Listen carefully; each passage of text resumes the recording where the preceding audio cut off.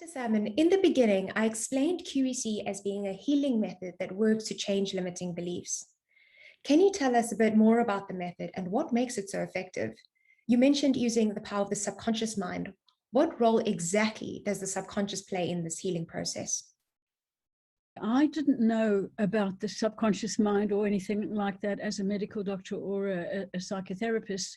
And it was only when I read the book by Bruce Lipton in about 2005 called The Biology of Belief.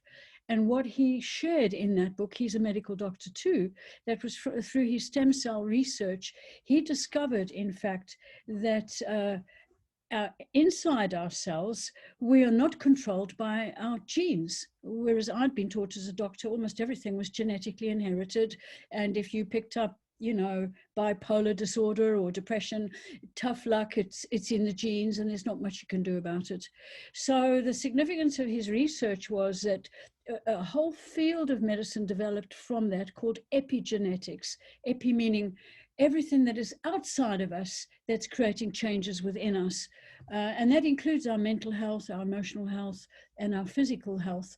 And what he did say, though, was the only way that you can really affect change at the cellular level, deep change, is if you can work with the subconscious mind. And so that was my first introduction to the idea that we have this big computer called the subconscious mind that runs everything in the background. So I didn't know how you did that. I mean, I only know about conscious talk therapy, and I had to go and find ways of working with that. And what I discovered was that the secrets lie all in neuroscience.